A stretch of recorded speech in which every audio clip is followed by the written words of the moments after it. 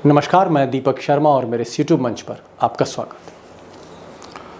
दोस्तों, आजकल अगर आप अखबार उठाएंगे या चैनल देखेंगे तो आपको हर जगह दिखेगा कि कहीं आम आदमी पार्टी तोड़ी जा रही है, कहीं जनता दल को कमज़ोर किया जा रहा है, कहीं शिवसेना को तोड़ दिया गया है और कहीं पर एक आध सरकारें ही गिरा दी गई।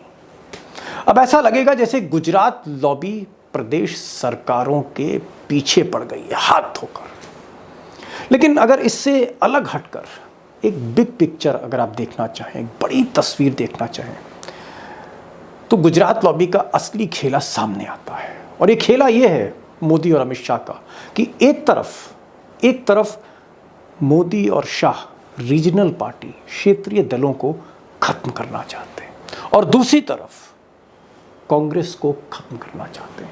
यानी क्षेत्रीय दल मुक्त भारत और कांग्रेस मुक्त भारत, यानी विपक्ष मुक्त भारत। और तब ऐसी स्थिति में सिर्फ एक पार्टी बचती है, वन एंड ओनली बीजेपी, जो आज की तारीख में अमित शाह और नरेंद्र मोदी के हाथ में है। और शायद यही गुजरात लॉबी का अल्टीमेट गोल है। अब दोस्तों, मार्केट में, बाजार में, सड़क से लेकर संसद तक लोगों का परसेप्शन यह है कि पूरा देश इस समय बीजेपी के कब्जे में। लेकिन ऐसा है नहीं। अगर ये आप भारत का राजनीतिक नक्शा देखें, 2019 का है, दिसंबर का, तो आप देखेंगे कि बीजेपी सिर्फ कुछ ही पॉकेट्स में आपको दिख रही है। और ये जो ग्रे कलर है, ज़्यादातर ये जो ग्रे कलर है, इसमें या तो कांग्रेस की सरकार है, जैसे छत्तीसगढ़, उस वक्त मध्य प्रदेश, राजस्थान, पंजाब, और अगर आप कर्नाटक का भगवा हटा दें तो वहाँ भी कांग्रेस की सरकार थी, और कुछ ऐसे प्रदेश जहाँ पर कांग्रेस की साझे में सरकार थी और बाकी रीजनल पार्टीज थी। तो ये नक्शा क्लियर करता है, ये जताता है, जाहिर करता है कि मोदी और शाह को इस बात का इल्म था, एहसास है कि अगर दिल्ली पर राज करना है तो नेशनल लेवल पे, राष्ट्रीय स्तर पर कांग्रेस को हर जगह कमजोर करना पड़ेगा, कांग्रेस को नेस्ता नाबूद करना पड़ेगा। और इसीलिए बार बार संसद से लेकर सड़क तक अपनी रैलियों में मोदी ने एक ही बात कही, कांग्रेस मुक्त भारत, कांग्रेस मुक्त भारत। उसके पीछे यही सोच थी, कांग्रेस को, जो सबसे पुरानी पार्टी है, जिसके फुटप्रिंट्स पैन इंडियन है, उसको पूरी तरह से खत्म कर दिया जाए। और जिस समय भाजपा के चाणक्य अमित शाह ने कांग्रेस के बड़े नेताओं की घेराबंदी शुरू करी, इत्तेफाक से उसी दौर में कई नेता, कांग्रेस के कई पुराने नेता, राहुल गांधी के मिजाज से, उनकी स्टाइल ऑफ फंक्शनिंग से खुश नहीं थे। किसी को राज्यसभा नहीं मिली, किसी को मन मुताबिक असाइनमेंट नहीं मिला। लिहाजा कांग्रेस के भीतर टॉप लीडर्स ने एक G23 ग्रुप बना लिया। आप यूं कह सकते हैं, एक रेबल ग्रुप, एक बागियों का ग्रुप बन गया। और इन्हीं बागियों के गिरोह को चाणक्य ने दाना डालना शुरू किया और उनके ट्रैप में सबसे पहले फंस गए कैप्टन अमरिंदर सिंह। जी हाँ, पंजाब के उस वक्त के मुख्यमंत्री कांग्रेस के। और उनके पीछे जो इस तरह से हवा देनी शुरू करी अमित शाह ने, वो टूटे, कांग्रेस बिखरी पंजाब में। अमरिंदर सिंह ने एक पार्टी बना ली जिसको बीजेपी का सपोर्ट किया गया। हुआ कुछ नहीं, मिला कुछ नहीं। लेकिन हाँ, कांग्रेस पंजाब में बिखर गई। और ऐसा ही ऑपरेशन उन्होंने गुलाम नबी आज़ाद के साथ शुरू किया। मोदी जी ने तारीफों के पुल बांध दिए, पद्म भूषण जैसे इनाम दे दिए, उससे नवाज दिया। गुलाम नबी आज़ाद और उनके साथ भी कई नेता थे जो धीरे धीरे बीजेपी की तरफ ऐसा लगने लगा कि सरकते जा रहे हैं। अब ये खेल बड़ा बारीक था दोस्तों, बड़ा बारीक खेल था। बड़े करीने से रफू कर रहे थे अमित शाह। लेकिन इस बार राहुल गांधी समझ गए थे, भांप गए थे कि क्या होने जा रहा है। दरअसल झटका तब लगा चाणक्य को, अमित शाह को, जब उन्हें अचानक एहसास हुआ कि राहुल गांधी 2022 में पप्पू नहीं रहे। अब दोस्तों, आज मैं बहुत कुछ आपको बताने जा रहा हूं। वो बातें जो अमूमन आप गोदी मीडिया में, गोदी अखबारों में आपको ना देखने को मिलती हैं, ना पढ़ने को मिलती हैं। सिर्फ एक पक्ष तस्वीर का आता है, आपको पता ही नहीं लगता कि दूसरी तरफ क्या हो रहा है। मैं उस पर भी आऊँगा और मैं ये भी बताऊँगा कि ये जो दो तरह के ऑपरेशन लोटस शुरू किए, एक रीजनल पार्टी को लेकर, एक कांग्रेस को लेकर, इसकी इतिश्री क्या होगी? 2024 में इसका इम्पैक्ट क्या होगा? क्या मोदी को फ़ायदा होगा?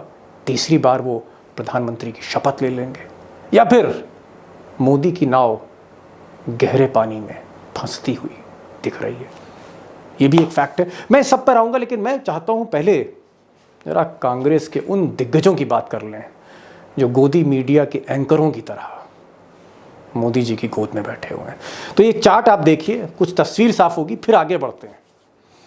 कैप्टन अमरिंदर सिंह के बारे में बता चुका हूं कि इन्होंने एक अपनी पार्टी बनाई, बीजेपी का सपोर्ट था, पंजाब में कांग्रेस को कमज़ोर करना था, मकसद सफल हुआ अमित शाह का, लेकिन अमरिंदर सिंह फेल हो गए, पार्टी फ्लॉप हो गई।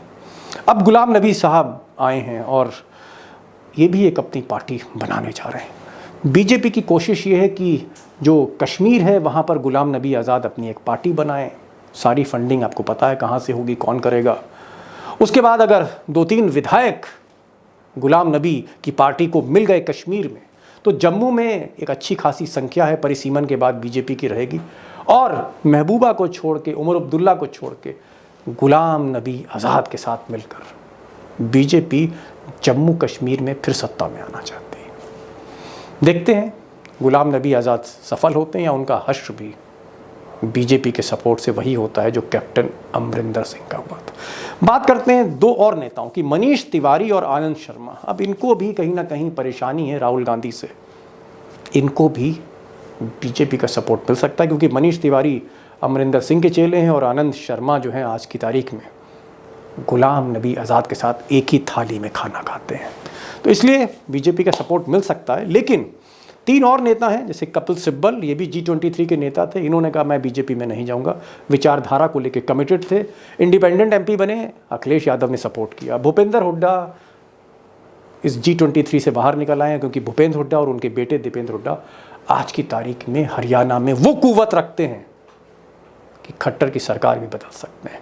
तो भूपेंद्र हुड्डा और दीपेंद्र हुड्डा, इनमें पोटेंशियल देखा राहुल गांधी को, इनको अपने साथ ले लिया है।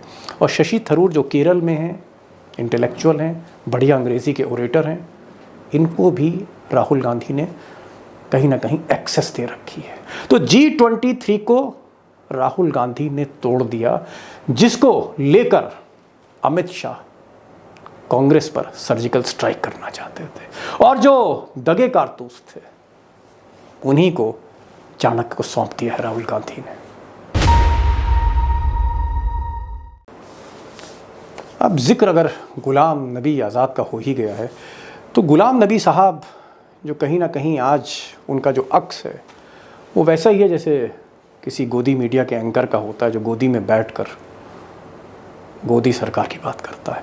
लेकिन गुलाम नबी साहब ने जो चिट्ठी लिखी, जिसे बड़ा ऐतिहासिक बताया जा रहा है, गोदी मीडिया कह रही बड़ी ऐतिहासिक चिट्ठी लिखी है, उस चिट्ठी में उन्होंने कुछ आरोप लगाए हैं राहुल गांधी पे। मैं उनका जिक्र कर देता हूँ, फिर मैं अपनी कहानी को आगे बढ़ाता हूँ। पहला उनका आरोप है राहुल गांधी पे कि इनकी बच्चों जैसी प्रवृत्ति है। वो 2014 का जिक्र कर रहे हैं, मैं 2022 का जिक्र कर रहा हूँ। एक और उनका आरोप है कि सीनियर नेताओं की सलाह नहीं मानते राहुल गांधी। तीसरा आरोप कि अनुभवहीन चापलूसों से घिरे, यानी ऐसे चापलूसों से घिरे हुए हैं जिन्हें सियासत का तजुर्बा कम है और वो गलत राय देते हैं राहुल गांधी को। और चौथा, गुलाम नबी ने कहा कि हड़बड़ाहट में उन्होंने, जैसे हिट विकेट कोई हो जाता है, उन्होंने कांग्रेस अध्यक्ष पद राहुल गांधी ने छोड़ दिया। ये उन्होंने जो है वो आप कह सकते हैं कि कमियां निकाली हैं राहुल गांधी की। एक चीज़ और उन्होंने कहा कि 2014 इसलिए कांग्रेस हार गई क्योंकि राहुल गांधी ने जिस अंदाज से, जो उन्होंने उस वक्त पूरी की पूरी मनमोहन कैबिनेट को क्रिटिसाइज़ किया था, उसका बड़ा इम्पैक्ट पड़ा। तो देख लेते हैं एक बार। अब क्योंकि गुलाम नबी आज़ाद साहब ने जिक्र किया है, आरोप लगाए हैं, तो मैंने आज कई कांग्रेस के रिपोर्टर से बात करी, मैंने आज कुछ कांग्रेस के नेताओं से भी बात करी, सांसदों से भी बात करी, कुछ ऐसे संपादक जो पिछले 25-30 साल से कांग्रेस कवर कर रहे थे, उनकी भी मैंने इनपुट्स ली कि आखिर एक बार ये तो तय कर लें कि राहुल गांधी के प्लस और माइनस पॉइंट क्या है, ये तो देख लें।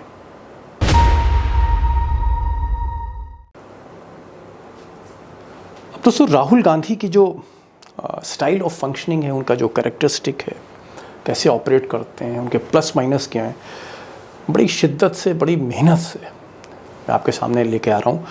और अमूमन निष्पक्षता और अनबाइस तरीके से ये असेसमेंट आपको नहीं मिलेगा, क्योंकि जो हमारे यहाँ जो गोदी मीडिया के सुपारी एंकर्स हैं, सुपारी लेकर सत्ता की, उनका सिर्फ एक ही मकसद होता है, राहुल गांधी को किसी तरह से, जिस तरह से 2014 में पप्पू साबित किया था, उसी तरह पप्पू साबित करो, डिसक्रेडिट कर दो, खारिज कर दो। मैं इसीलिए एक निष्पक्षता के साथ ये असेसमेंट लाऊं। हो सकता है कुछ चीज़ें आपको अच्छी लगें, कुछ चीज़ राहुल गांधी को भी बुरी लगे, लेकिन मैंने कोशिश करी है निष्पक्ष होने की। तो पहले माइनस पॉइंट से स्टार्ट करते हैं। पहला पॉइंट है, इलेक्टोरल पॉलिटिक्स में राहुल गांधी साहब लेस प्रैक्टिकल है। यानी जो तिगड़म लगाने की ज़रूरत होती है, जो तेजस्वी भी तिगड़म लगाते हैं, नीतीश भी लगा देते हैं, कहीं ना कहीं अमित शाह तो 24 घंटे लगाते हैं, वो जो तिगड़म का खेल है, वहाँ पर थोड़ा सा राहुल गांधी कमज़ोर हैं इलेक्टोरल पॉलिटिक्स में, चुनावी राजनीति में। दूसरा, कमिटमेंट ओरिएंटेड हैं, फ्लेक्सिबल नहीं है। कमिटमेंट ओरिएंटेड का मतलब है कि अगर एक बार कुछ उन्होंने कह दिया तो फिर उससे पीछे नहीं हटते, बहुत कमिटेड हैं अपने वर्ड्स को लेकर, अपनी बातों को लेकर। और मोदी जी जैसे पीछे हट जाते हैं, चाहे आप काला धन को देख लीजिए, चाहे आप बैंक, जिन लोगों ने लूट लिया उनके साथ मोदी जी का जो सलूक रहा 2014 और 2020 में, उसको आप देखिए तो लगेगा कि मोदी जी जहाँ पर पार्टी को कामयाबी मिल रही है, जहाँ उनका मकसद हल हो रहा है, वहाँ वो फ्लेक्सिबल हो जाते हैं। लेकिन राहुल गांधी जहाँ अपना उल्लू सीधा भी कर सकते हैं, वहाँ भी वो फ्लेक्सिबल नहीं होते, तो थोड़ा रिजिड है, लेट डिसीजन लेते हैं। अमित शाह की तरह सर्जिकल स्ट्राइक नहीं करते, लेट डिसीजन लेते हैं, और कभी कभी बहुत ज़्यादा डिस्कशन करते हैं। किनसे डिस्कशन करते हैं मैं उस पर भी आऊँगा, ओवर थिंकिंग आप कह सकते हैं।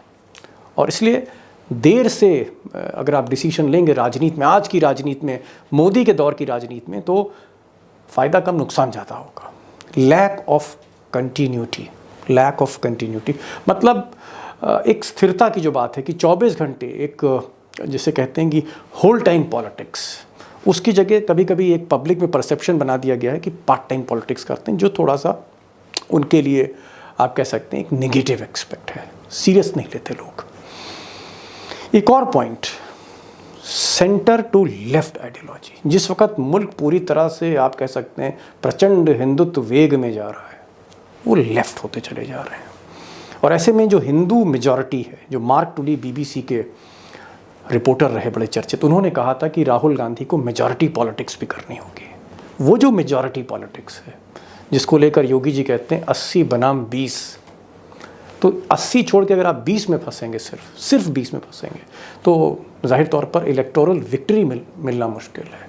संख्या बल के हिसाब से आपकी चाल गलत हो सकती। और ऐसे में अगर आप राजीव गांधी को देखें, राजीव गांधी थोड़ा सा सेंटर राइट थे। मैं बहुत विस्तार से नहीं जाना चाह रहा हूँ, लेकिन राजीव गांधी, नरसिम्हा राव, उसके बाद में मनमोहन सिंह में भी आपको हल्का सा सेंटर टू राइट मिलेगा। लेकिन राहुल एक्सट्रीम लेफ्ट पर कभी कभी चले जाते हैं, और इसकी वजह से वो जो एक मेजॉरिटी पॉलिटिक्स है, जिसको आज की तारीख में अपनी ताकत बना दिया है मोदी ने, शाह ने, उसको टैकल करना, उसको कन्फ्रंट करना थोड़ा मुश्किल हो जाता है।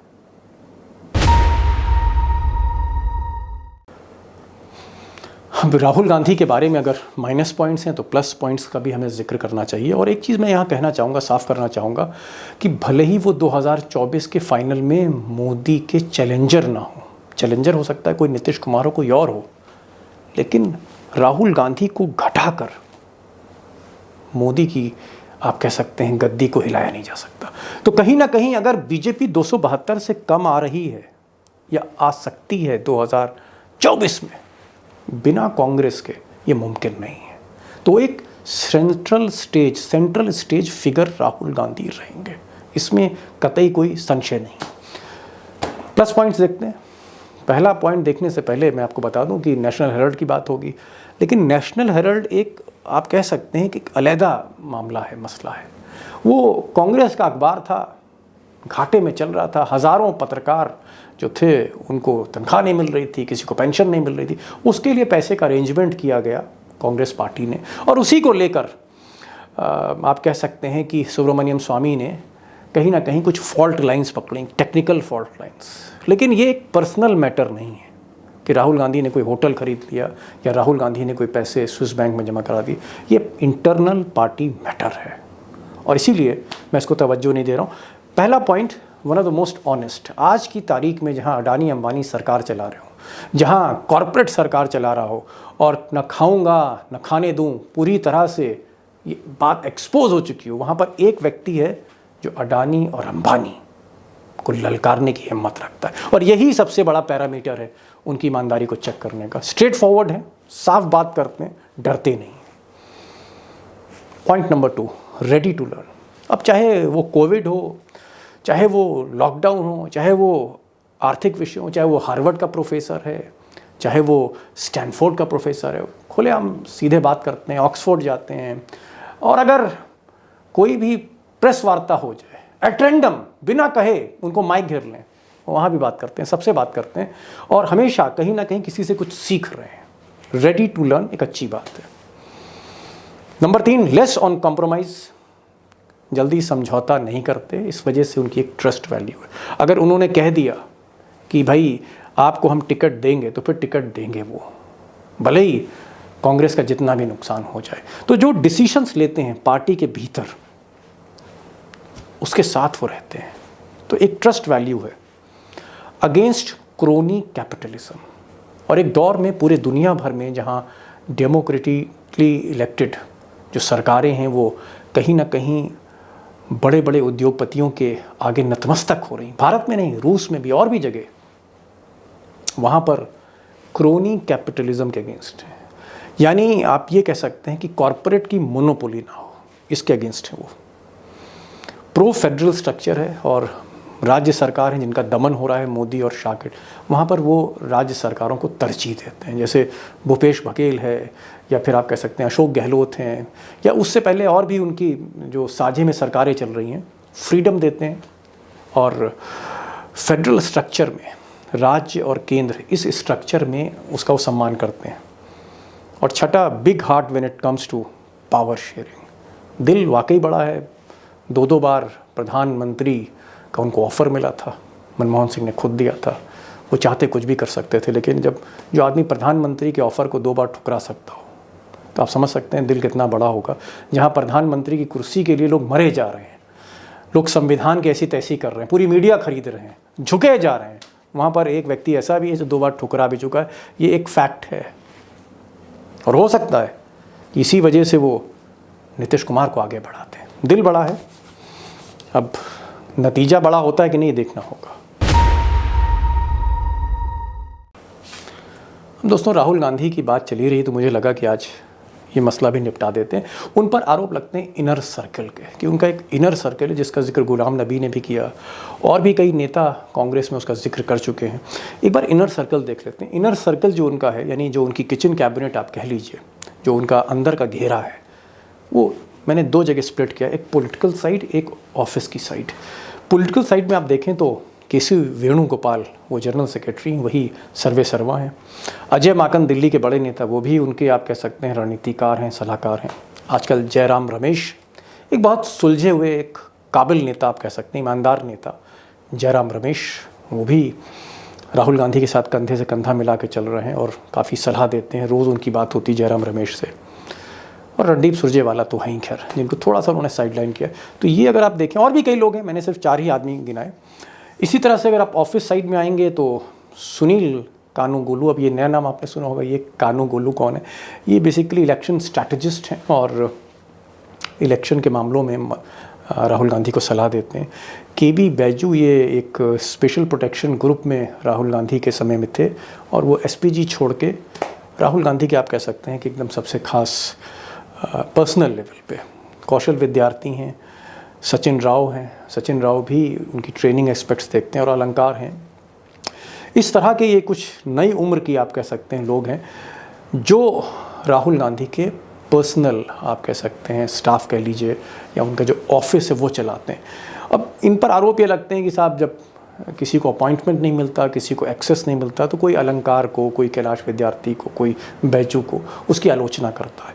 बहरहाल ये उनका इनर सर्कल है। अब ये कितना घातक है इस पर फिर कभी बनाएंगे या कितना फ़ायदेमंद है। मुझे लगता है कि इलेक्टोरल पॉलिटिक्स और जनता को इस इनर सर्कल से इतना मतलब नहीं है। जिस दिन ये डिलीवर करने लग जाएगा तो लोग भूल जाएंगे। दोस्तों, कांग्रेस की थोड़ी बहुत कहानी तो आपने अंदर की समझ ही ली, राहुल गांधी की भी समझ ली और उन बागियों की भी समझ ली जो कांग्रेस को किसी की शय पर कमज़ोर करना चाहते थे। लेकिन बड़ा सवाल क्या है? बड़ा सवाल ये है कि 2024 में राहुल गांधी का प्लान क्या है? क्या वो अकेले दम पर चैलेंज देंगे नरेंद्र मोदी को?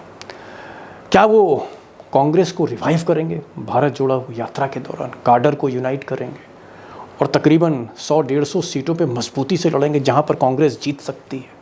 उस ज़मीन को सींचेंगे वो जहां वोट मिल सकते हैं पार्टी को।